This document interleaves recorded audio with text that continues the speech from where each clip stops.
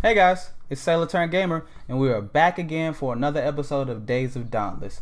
For today's episode of Days of Dauntless, we are again going over the patch notes, and this time we are at version 0.5.10. Yes, we are the new patch that we'll be releasing today as of the making of this video. And the really big thing off the bat, I already talked about it in the news post that we did yesterday, and if you guys didn't get a chance to see that, you definitely see it when you clicked on this thumbnail. That is correct, guys. We got a new Behemoth, so anyone that is new to the game or you're checking this out, these patch notes, I'm sure they're going to talk about the implementation of that. The new Behemoth is called the Riftstalker, and man, the news post on that guy was amazing. But without further ado, let's just hop into this patch notes, shall we? All right, so we have new to Dauntless. The Riftstalker has arrived in Dauntless. Ramgate's smiths are already hard at working channeling Riftstalker parts into exciting new weapons and armor. And Janik Zai has managed to convert some of these potent umbral trophies into repeater components. Stop by after hunting the Riftstalker to see what you can craft. The Unseen has grown even more brazen with the onset of Dark Harvest. Walk the streets and cult regalia and trading openly in their sigils and flares. And there's a little bit of a code for us. All right, and then the rest of this is going to be a lot of quality of life changes is what it's looking like. So let's just briefly talk about the Riftstalker and then the other new thing that's added to Dauntless with the Unseen walking around. So I'm assuming that means we're going to be seeing NPCs. Extra NPCs that are unseen, maybe possibly walking around in Ramsgate. That's going to be kind of cool to add to that tone, especially saying that we will officially today we will have a new Behemoth in the game, the Riftstalker. Yes, he looks amazing, by the way, as well as his armor. They did not show us his weapons, but his armor looks really cool. It's very cat bat like, which is pretty much what he is, but it also reminds me of Black Panther. He looks super phenomenal. I can tell that armor is going to be used a lot in transmog for a very long time. If you guys are interested in any information at all about the Riftstalker, be sure to check out my previous video, as well as I'll make sure to put the description to that video put the link to that video in the description box below. So be sure to check that out. We may even leave a card at the end of the video on that too, so you guys will see a card that will pop up at the end of the video as well. But be sure to check out my last video if you're interested about the Riftstalker. With that, we're going to hop into some quality of life changes that they're adding with this new patch, and let's talk about that stuff right now. So we have our quality of life changes. Perks that trigger after dodging now apply their effect and at the end of the dodge instead of at the start. This change will allow players to enjoy more of the benefit of the triggered effect. Alright, that's cool.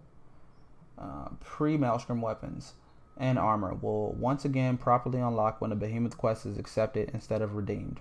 Awesome. Maelstrom gear will unlock as soon as you fight the Behemoth tied to that gear. Awesome. You don't need to successfully complete the hunt part. Breaking a party is sufficient. Good. So that gives players an opportunity to be able to work on crafting their gear. Even if they don't beat the Behemoth, they can, you can start to gather your parts throughout the fights, and then you can slowly work your way up to getting all 4 pieces, which hopefully with the resistance from that should help you to better be able to defeat those Behemoths. So that's a really nice change, streamlining the process, making it a lot easier for newer players to try to get to another echelon, another tier of the game. So that's fantastic. They did some more repeater tuning. They've been doing a lot of repeater tunings in the past couple of patches. New weapon, they're trying to get that right, so let's check this out. So one runner now increases movement speed by 20%. Fantastic change from 15%. One runner passive now triggers at 6 ammo and below instead of 4. That's really nice. Sharpshooter passive now increases damage by 8 per shot, up from 5. Nice. And the marksman chamber can now deal damage to destructibles, Nazagus turrets, and Shroud's Doomday orbs. That's awesome because the marksman chamber felt a little underpowered. It's one of the ones that I use because I like the synergy that it has with the sharpshooter. So it's good to see that they kind of change those things. A little buff, I might say, actually a few buffs. So that's fantastic. We got some bug fixes. So they fixed the bug that prevented damage numbers from displaying when shooting a Behemoth projectile attacks. Gave us the example of like Chirag's lava ball. Man, those balls, if you guys haven't got a chance to fight Chirag, or if you have and you're struggling, if he drops those balls, just be sure to run to a rock. That's all I got to say about that. They fixed an issue that prevent percentage damage increases, like the Dry Lantern instant, from properly increasing an area of effect damage. Fixed the bug that prevented Slayers from seeing damage numbers when shooting Rezakiri's Prism. Evasion cells will once again work as intended. Dodge roll. Etheric attunement bonus to Lantern generation dropped from 10, 20, 30, 42, 54, 66 to 10, 20, 30, 40, 60, 80, 100.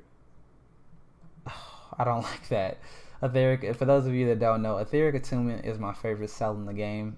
I just love it. It's so good to be able to get your Lantern power back, and I hate that that's a thing, but hey, they got to make changes.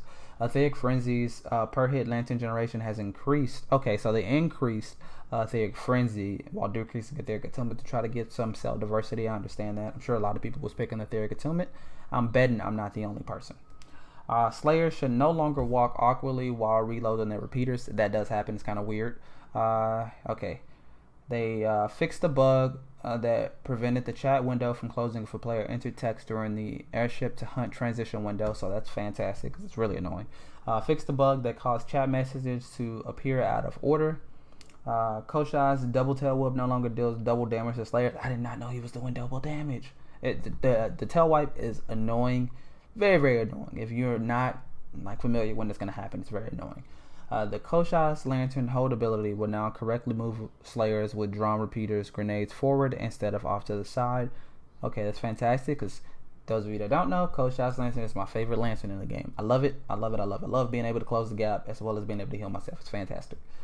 I'd like to see that getting fixed. The Etheric Skull Gem has been renamed to Elemental Skull Gem to accurately convey how it is obtained. Fixed the bug that prevented the hammer's rocket jump from interrupting behemoths. Awesome. Way to buff the hammers. I mean, it's a bug, but they changed it to the way it was intended to be, which is also a buff, so that's dope. All you hammer users out there, enjoy that. Fix the bug where moving the ancestry slider to 100% in one direction will cause the opposite selection to disappear. Weird. Fix the bug that caused another Slayer's name to show up when talking to an NPC. Weird. Let's see. Fix the bug that will cause skin to turn invisible when wearing the char plate. Weird. Stopped large Slayer heads from clipping through the unseen village. Introduce multiple performance improvements for hunts. Fix the bug that will cause eyebrows, teeth, tongue, and eyeballs to poke out through various helmets. Hair should no longer clip through the Dust Rider's bolero.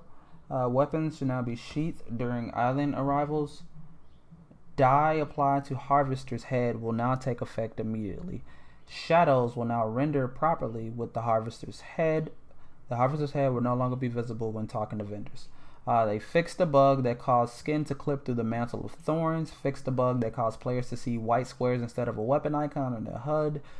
They fixed an issue that caused Koshai's spine, that's a Warpike, to drop to 0 power. Fixed the bug that caused smoke to load improperly during the tutorial. Fixed the bug that caused off-screen revive indicators to persist even after reviving. They fixed the bug that will cause gamepad users to lose all focus when speeding up a cell cook with ace chips. They fixed multiple VFX bugs. They improved the visuals on the main menu screen, and they fixed the bug that made occurrences difficult to read when viewed on the inventory screen.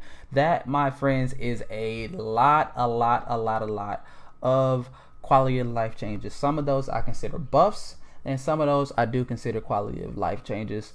They fixed a lot of bugs that were known to the game, and that is fantastic. It is fantastic to see that they're improving the game.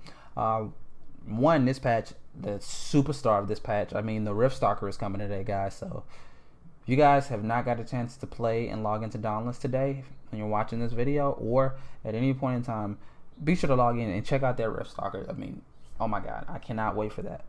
Ranging, I mean, from the weapons to the armor that we saw, to the Behemoth itself and the fight, I'm excited, and it's going to be really exciting. So be sure to log in and check that out. And then just to know that they fixed a lot of things in this game. Again, I talk about this every week when I do our patch note reviews and our review what's going on. Phoenix Labs are constantly trying to improve the game, and that is a fantastic thing to hear and read. When we go through these patch notes and we read these quality of life changes, and we see that they are fixing bugs left and right, and that they are tuning, I consider those buffs, but they're tuning the weapons to the way that they're supposed to be. is fantastic, as well as, again, creating diversity within the weapons. It's fantastic to see, because now that these things are working as they are intended to be, people are willing to try those weapons out and may get a different perception. And that's fantastic, because you may have some hammer users that come out of nowhere that weren't hammer users. With the changes that they made to some of the things with the I-stand repeaters, you may have some I-stand repeater players that come out that they may not necessarily like the weapon due to some of the things that were there. And it's just fantastic. I look forward to reading the patch notes and giving my impressions on them every single week, because every single week is another week for Phoenix Labs to improve the game. And again, this is a fantastic game. It deserves to be played. If you guys have any thoughts and opinions on what you guys think of the patch, I would love to know, and I will be hanging out in the comment section every day of the week. I would love to know what you guys think. I personally think this is going to be one of the best patches that I have seen, due to there being a new Behemoth that's being added, and that is amazing. If you guys haven't got a chance to play Dauntless, just go to playdauntless.com. Link is in the description box below, and download the game. It's a free-to-play game. Try out the first hunt, create your character, become a slayer, and try it out. If you like it, then you like it, and there's a whole lot of content to keep you busy. If you don't like it, then did you waste anything? I mean, it's a free download. Just try it out. It's a great game. Again, guys, you guys can catch me streaming pretty much every day. My schedule is posted as well. Just hop over to twitch.tv/SailorTrentGamer. Description is there below. You can be sure to check that out as well. We're growing as a streamer. We're growing as a content creator. So we made a little change today. We went full screen, which was also something that was suggested by someone that checked out our videos. Again, if you guys have any suggestions on how I can become a better content creator, and how I can continue to deliver this content to you guys at a way that you guys want to see it, just let me know. Let me know in the comment section, and I will definitely reply. I reply to everyone all the time. I'm looking for feedback, because I want to be better and I want to grow, and I want people to get a better opportunity to understand like everything about this game. And that's why I cover the news. That's why I cover the patch notes, because I want people to know that good things are happening in this game. We have more content coming down the line, and I appreciate everyone that got a chance to watch this video and make it this far. And if you're here, you get a hand clap. I appreciate it so much. You guys have a fantastic day or night wherever you are. Remain a star. This sailor will be out on the open ocean, and until the next time, peace.